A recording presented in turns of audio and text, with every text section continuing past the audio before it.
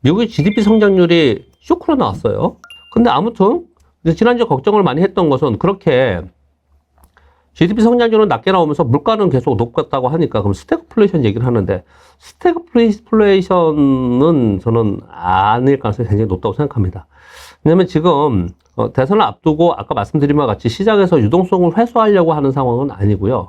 그리고 미국이 나 홀로 경기가 좋다. 노랜딩 얘기해서 하고 있는 상황이잖아요. 노랜딩에서 그냥 극단에 있는 어느 날 갑자기 경기가 안 좋아져갖고 확 꺾여가지고 그런 꺾이는 상황 속에서 또 물가는 막 급반등한다? 이거 지금 되게 웃기는 얘기들 하는 거라서 생각해요. 그래서 저는 어떻게 생각하냐면, 지금 옐런 장관이 어떻게 표현을 하냐면, 옐런 장관은 미국의 성장률이 점차로 좀 둔화되고 있다. 그래서 물가는 잡힐 거고, 그래서, 금리 인하를, 연준에서 할 가능성이 있다. 이렇게 얘기를 하고 있거든요. 그 얘기는, 아마도 옐런 장관은 재무부 소속에 있기 때문에 다소 정치적인 의견이 들어가 있을 거라고 생각을 합니다. 그런데 그게 무조건 정치적인 이유로 그런 바램만 얘기하고 정말 단순하게 얘기했느냐. 그런 분은 아니에요, 옐런 장관이. 그런 사람은 아닙니다. 이게 전체적으로 그 흐름에서 그럴 개연성이 있는 것에서 얘기를 하고 거기에 맞춰서 정책을 짜나가는 사람이에요. 제가 무조건 옹호하는 건 아니고요. 옐런 장관이 연준 의장일 때 잘했어요. 그리고 그 커멘트들 굉장히 좋았고요. 굉장히 좋았고. 그래서 옐런 장관이 얘기하는 미국의 성장률이 맨날 노랜딩 얘기하고 좋다고 하는데 아니 호황 뭐 이런 건 아니잖아요. 그래서 전차로 둔화되면서 물가는 잡히고 금리 인하는 할 가능성이 있다라는 쪽이 옐런 장관의 얘기거든요. 근데 파월 의장은 어떻게 얘기를 하냐면 미국의 성장 좋다. 미국 성장 좋은 상태에서 물가가 자기들이 생각하는 만큼 내려오지 않고 있다. 그래서 금리 인하는 그걸 확인하고 나서 하겠다. 이렇게 얘기를 하고 있거든요. 그럼 옐런 장관과 파월 의장이 지금 서로 상반된 얘기를 하고 있습니다. 그럼 둘 중에 한 명은 거짓말이든지 둘 중에 한 명이 잘못 얘기하고 있는 거예요. 그렇죠? 근데 똑같이 시장에서도 지표들이 그렇게 나오고 있어요. 미국의 성장률 둔화라고 얘기하는 GDP 성장률이 떨어진다는 얘기는 그 얘기는 물가도 같이 떨어지는 쪽으로 가야지 맞아요. 경기가 좋아지면서 물가가 올라오는 거잖아요. 물론 이번에 팬데믹 때문에 특이한 경우가 있지만 일반적으로 대부분 다 그렇단 말이에요. 경제가 안 좋은데 먹고 살기 힘들고 주머니에 돈이 없고 실업률 높아지고 임금도 떨어지고 하는데 소비는 줄 수밖에 없고 그런데 어떻게 물가가 그렇게 오를까요? 그건 아니잖아요. 그러니까 이 부분에 있어서도 성장률이 둔화되고 반대로 성장률이 둔화되는데 물가는 오른다. 이렇게 서로 상반된 방향으로 가지 않을 가능성이 높다. 그래서 스태그플레이션이라고 얘기하기보다는 지금의 상황에서 일시적으로 서로들 지표들이 서로 엇갈린 방향을 가리키면서 어디로 가야 될지를 잘 분간을 못하는 갈 길을 잃어버린 이런 지표의 상황이라고 저는 정의 내리고 싶어요. 지금의 상황이. 저기 종로 한복판에서 청계천을 갈지 을지로를 갈지 뭐 이런 그냥 지금 상황이 어떤 건지 내가 전체적인 분위기를 봐야 되고 그리고 그 와중에 또 전쟁도 막 나 있고 그 와중에 전쟁이 있는 게 정적 이슈가 있는 거고 정적 이슈가 또 선거가 있기 때문에 그렇고 막 이렇단 말이에요. 그러니까 거기에 영향을 많이 받는 이런 지표들은 방향을 좀 못 잡고 있는 상황이다. 그래서 저는 이걸 어떻게 정의 내리고 싶냐면 이것으로 인해서 스태그플레이션 된다. 이것으로 인해서 금리 인상 간다. 이것으로 인해서 금리 인하 간다. 이렇게 정의하지 말고 지금의 상황은 굉장히 사실은 이례적이고 높은 상황에 있습니다. 물가도 굉장히 높고 금리도 굉장히 높아요. 환율도 굉장히 높아요. 그러니까 이렇게 높은 상황에 있다면 만약에 여기서 이걸 제대로 대처하지 못하고 올해 이렇게 넘어간다. 그러면 결국은 이거 위기가 발생되는 어떤 시그널이 나올 가능성이 있다라고 위험하다고 저는 생각합니다. 위험하다고 생각합니다. 근데 지금 현상 자체가 위험한 건 아니고요. 이게 계속 가면 그렇다라고 저는 생각을 해요. 이게 저는 근데 그렇게 가지 않을 거다. 이게 바뀔 거다. 물가는 안정이 되고 금리도 한 차례 정도 인하할 거고 성장률도 둔화했다 다시 또 반등 이런 식으로 갈 거다라고 저는 생각을 합니다. 그래서 이거는 방향을 제시하기보다는 굉장히 변동성이 있구나. 지금 상황이 그런 상황이구나. 뭔가 공격적이고 방향을 잡고 가는 상황은 아니구나 라고 하는 게 지금의 상황이다라고 저는 정의 내렸습니다. 저 개인적으로. 환율도 그렇잖아요. 지금 오늘 달러 엔이 160엔을 터치했다라고 지금 하지 않습니까? 그러면 예전에 이것도 제가 보여드렸습니다. 해외 차트에서 S&P 주봉에서 그림을 그렸는데, 지워져 버렸네? 제 노트북에 있나? 얘네들이 2022년 10월에, 그냥 그 달러 앨런을 보겠습니다. 요거. 2022년 10월에, 요거 주봉이에요. 여기 있잖아요. 여기 어디냐면 151.7인가 그래요. 여기 딱 되니까 곧바로 당국에서 개입해가지고 얼마까지 떨어뜨렸냐? 127엔까지 떨어뜨려봤습니다. 일본 BOJ는 한번 딱 들어오면 정말 그냥 무식하게 들어옵니다. 들어와서 얘를 떨어뜨려 버렸어요. 그래서 요번에 다시 152엔을 가니까 구두 개입을 시작을 했습니다. 구두 개입을 했어요. 그랬거든요. 그래서 좀 내려왔었는데 지금 160엔까지 간 거잖아요. 152엔이 아니고 155엔 가면 우리는 조치 취할 수도 있어. 막 그렇게 겁을 줬는데 160엔까지 가버렸잖아요. 이건 외환시장에서 뭐 환투기에 공격을 했기 때문에라고 저는 비정상적이라 생각을 하는데, 여하튼 간에 이거는 그냥 팩트잖아요. 지금 현실적으로 이런 일이 벌어졌지 않습니까? 그러면 제가 지난주에 말씀드린 거 똑같이 말씀드릴게요. 이런 상황이면 일본 통화당국에서는 이거 가만 둬야 됩니까? 이거 개입하고 싶겠죠. 그래서 2022년도에도 이렇게 했듯이 개입해갖고 떨어뜨리고 싶겠죠. 얘들도. 근데 요번에 지난주 금요일날 BOJ 통화정책회의 하면서 금리 동결하고, 그리고 채권 매입 지속하고, 그리고 완화적 통화정책을 계속 유지하겠다, 이렇게 얘기를 했거든요. 그렇게 하고 싶겠습니까? 아니죠. 왜 못하는 거예요? 미국 때문에. 옐런 장관이 또 한마디 했지 않습니까? 통화 당국에서 환율 시장의 개입은 극히 드물게 이루어져야 된다. 아무 때나 하면 안 된다. 이렇게 한마디 탁 해줬어요. 할 수 있겠습니까?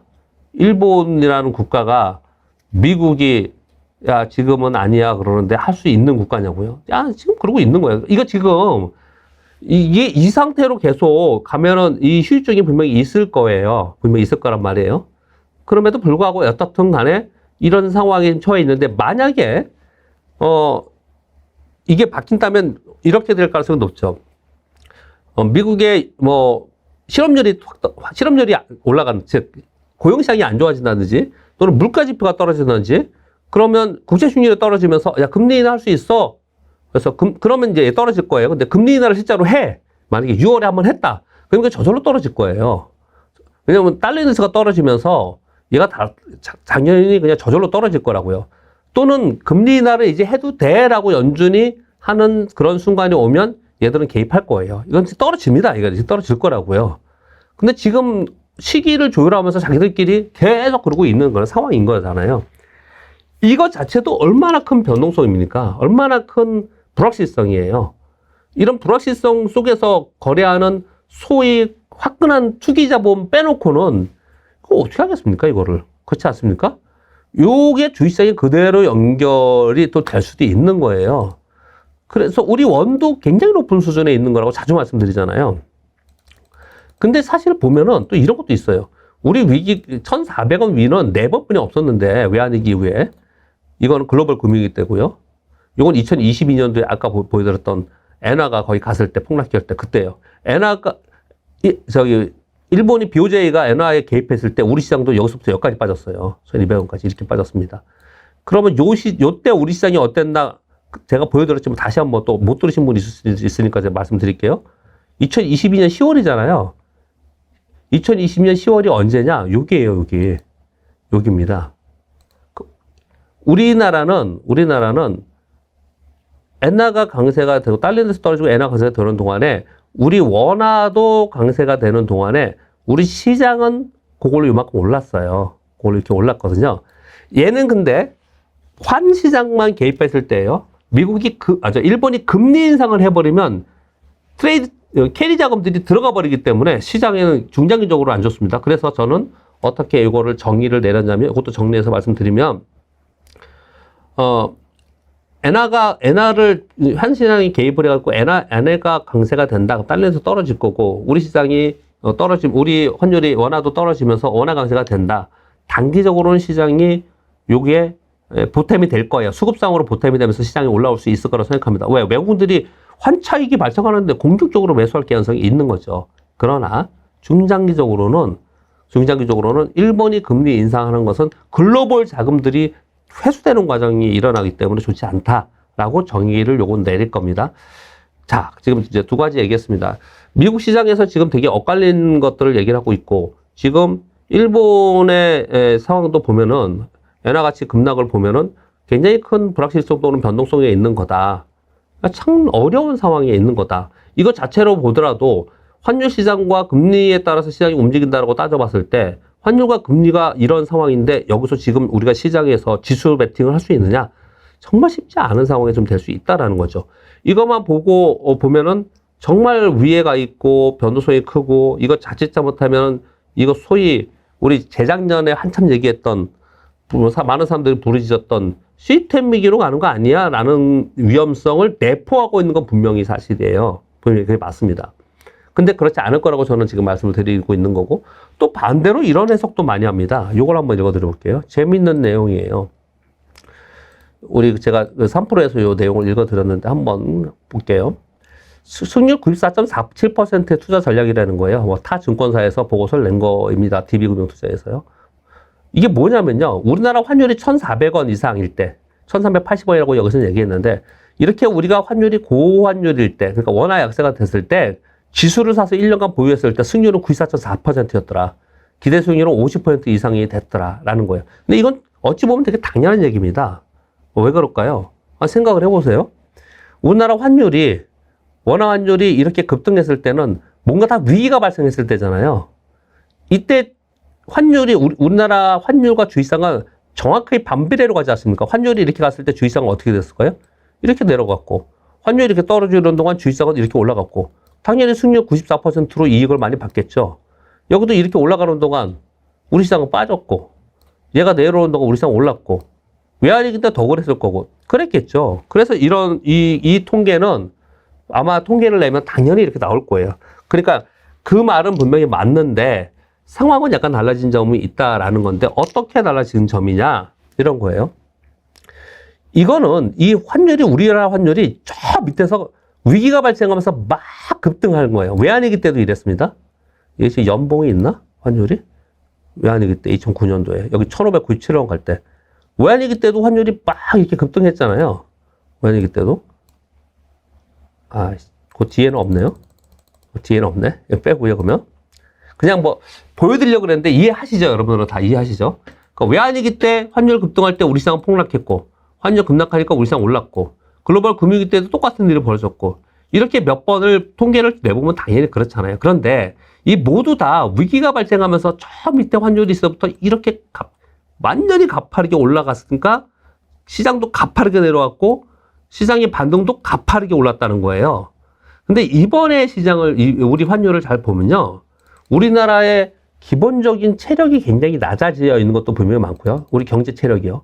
낮아진 것도 많고, 달러가 굉장히 강세 속에서 글로벌리 전체적으로 경기가 좋지 않은 상황이 있었기 때문에 우리나라 환율이 전체적인 장기 흐름을 볼 때는 한 1,200원에서 1,300원 사이에 있었는데, 얘를 뛰어넘어서 이 위에 원화 약세가 거의 그냥 기정사실화되면서 있었단 말이에요. 즉 아까 표현드린 건 뭐냐면, 저 밑에 있다가, 아까 제가 그랬잖아요. 2021년도에 저 밑에 있다가 이렇게 올랐어요.